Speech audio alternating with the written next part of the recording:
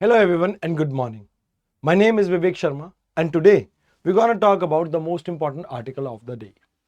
The first article is about judicial transfer. Second article exercise Varuna. Third नाबीबिया के बारे में. Fourth mount लाउटॉप B के बारे में है. तो आइए एक एक करके इन आर्टिकल्स को समझते हैं.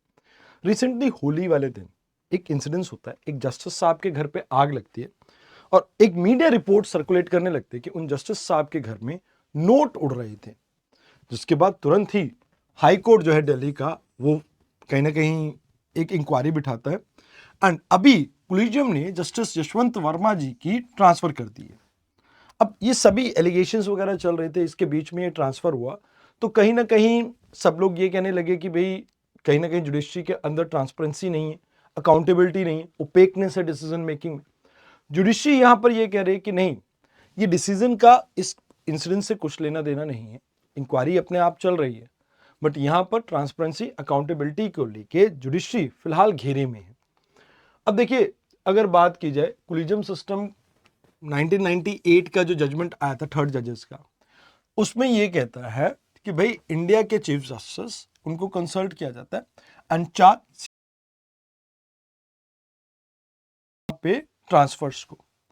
अब इन ट्रांसफर्स को जनरली एडमिनिस्ट्रेशन की बेटरमेंट के लिए, अनड्यू इन्फ्लुएंस को अवॉइड करने के लिए और मिसकंडक्ट के बेसिस पे या कोई कंप्लेंट आई हो उस बेसिस पे एज अ पनिशमेंट भी कई बार यूज किया जाता है, बट रेयरली इस केस में, थर्ड केस में देखने को मिलता है. बट कहा जाता है कि भाई ये ओपेक है. कहीं ना कहीं जुडिशरी रीजन कभी नहीं देती है कि क्यों किसी पर्सन को ट्रांसफर किया जा रहा है, जिसके बेसिस पे, मतलब क्योंकि आपके पास क्राइटेरिया नहीं है तो किस बेसिस पे वो हुआ है, तो आपको कभी भी मैरिट या कोई एक्सटर्नल फैक्टर है, कभी आपको पता नहीं लग पाता है. कई बार ये भी कहा जाता है कि पॉलिटिकल इन्फ्लुएंस के कारण भी आपको ये देखने को मिलता है, तो ये प्रॉब्लम रहती है. तो इसके लिए ये कहा जाता है कि 2014 में नेशनल जुडिशियल अपॉइंटमेंट कमीशन लेके आई थी आपकी गवर्नमेंट, जिसको कहा गया था कि भी ये रिप्लेस करेगा कोलिजियम सिस्टम को, जिसमें chief justice of India, 2 senior most supreme court के जजेस, यूनियन लॉ मिनिस्टर और 2 एमिनेंट पर्सन जो नॉमिनेट करेंगे आपकी एक committee, CGI, prime minister and leader of opposition of Lok Sabha. कहते इनके बेसिस पे ये 2 एमिनेंट पर्सन को अपॉइंट किया जाएगा एंड ये डिसाइड करेंगे कि कैसे किसी जज को रिप्लेस, मतलब कहीं ना कहीं अपॉइंट करना है, कहीं किसी की ट्रांसफर करनी है, वो सभी डिसीजन ये लेगी. बट सुप्रीम कोर्ट ने 2015 में, that is in the case of supreme court advocate on record association versus union of India, इसमें कहा कि ये जुडिशियल इंडिपेंडेंस को वायलेट करते हैं, जो कि बेसिक स्ट्रक्चर का पार्ट है, एंड यहां पे इसको क्वैश कर दिया सुप्रीम कोर्ट ने. बट देखा जाए तो कहीं ना कहीं कोलिजियम सिस्टम से बहुत बेटर था, क्योंकि इसमें ट्रांसपेरेंसी ज्यादा थी एंड कहीं ना कहीं एक बहुत बड़ी सेक्शन को रिप्रेजेंटेशन मिल रहा था, एंड कहीं ना कहीं जुडिशियल बायसनेस, जो फेवरेटिज्म, नेपोटिज्म आपको देखने को मिलता है, उसके अगेंस्ट भी ये काफी ठीक ठाक वर्क कर सकता था. अब अगर बात की जाए एनजैक के अगेंस्ट क्या जाता है, तो कहते हैं कि भाई देखो, जुडिशियल इंडिपेंडेंस के लिए एक थ्रेट है, क्योंकि जुडिशियल ऑटोनॉमी खत्म हो जाती है.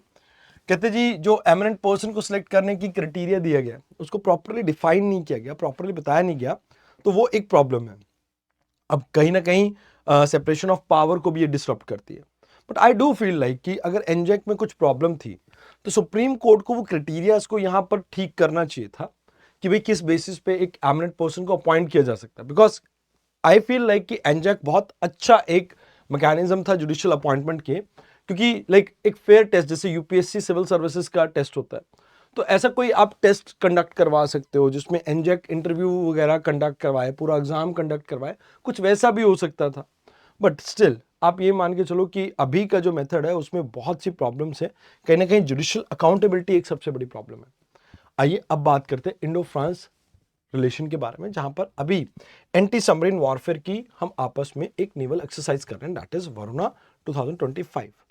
अब इसमें पार्टिसिपेट करेंगे हमारी तरफ से INS Vikrant, Indian submarine, MiG 29 and काफ़ी सारे एयरक्राफ्ट एंड फ्रिगेट्स हमारे.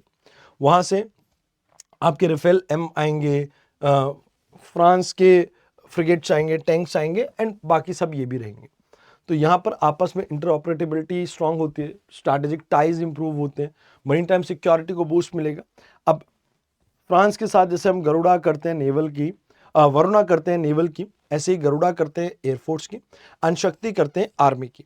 बाकी मैंने आपको और भी बहुत सारी कंट्रीज से हमारी जो भी लाइक इम्पॉर्टेंट जो ट्रेनिंग्स रहती हैं उन सबको यहाँ पर मैंने आपके साथ शेयर किया, आप इसे भी देख सकते हैं। आइए अब बात करते हैं इंडोनेशिया की एक माउंटेन ल्यो टोबी की। अब ये ल्यो टोबी क्यों न्यूज में है? कहते हैं एक स्ट्रैटोकॉन है। स्ट्रैटोकॉन मतलब लेयर्स में यहाँ पर आपकी वॉल्केनिक इरप्शन देखने को मिल रही है एसिडिक मीडियम में, जहां पर वॉल्केनो कॉनिकल शेप का है, स्टीप स्लोप से एक्सप्लोड करके आपका इरप्ट करता है। अब इसकी लोकेशन देखी जाए तो ये यहां पर लोकेटेड है, लाकी लाकी।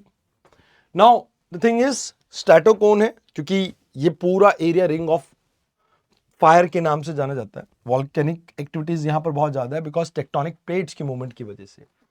आइए अब बात करते हैं नामीबिया की। नामीबिया की जो फर्स्ट वुमेन प्रेसिडेंट है, उन्होंने अपनी एक स्पीच दी। अब नामीबिया अगर हम देखें तो ये अफ्रीका है और इसके टुवर्ड्स साउथ वेस्ट में ये लोकेटेड है। तो यहाँ पर आपको लाइक ये बॉर्डर करता हुआ दिखता है अंगोला के साथ। फिर यहाँ पर आपको जाम्बिया देखने को मिलता है, थोड़ा हल्का माइन्यूटस बॉर्डर जिम्बाब्वे के साथ, बोत्सवाना एंड साउथ अफ्रीका। तो देखा जाए तो इन सभी कंट्रीज के साथ ये आपका बॉर्डर शेयर करता है, that is South Africa, Angola, Botswana, South Africa and आपका अटलांटिक ओशन में खुलता है। हल्का सा पार्ट अगर लाइक जिम्बाब्वे के साथ शेयर करता है, ये हल्का सा पार्ट देखा जाए तो। टेक्निकली मेजर जो इंडस्ट्रीज यहाँ पर आपकी रहती हैं, तो डायमंड इंडस्ट्री काफ़ी बढ़िया है यहाँ पे, आपकी यूरेनियम, गोल्ड, कॉपर, इनकी माइनिंग होती है। टूरिज्म की अगर बात की जाए, safari, sand dunes, adventure sports बहुत ज़्यादा है। एग्रीकल्चर में मिलेट्स, मेज काफ़ी इंपॉर्टेंट है एंड यहाँ पर फिशरीज का भी एक इंपॉर्टेंट सेंटर आपको देखने को मिलता है। तो लोकेशन आप याद रखना, अफ्रीका के टुवर्ड साउथ वेस्ट पार्ट में। तो दिस इज इट, आज के लिए इतना ही था। आई होप आपको लेक्चर अच्छा लगा हो। तो मिलते हैं कल एक नई डिस्कशन के साथ। धन्यवाद।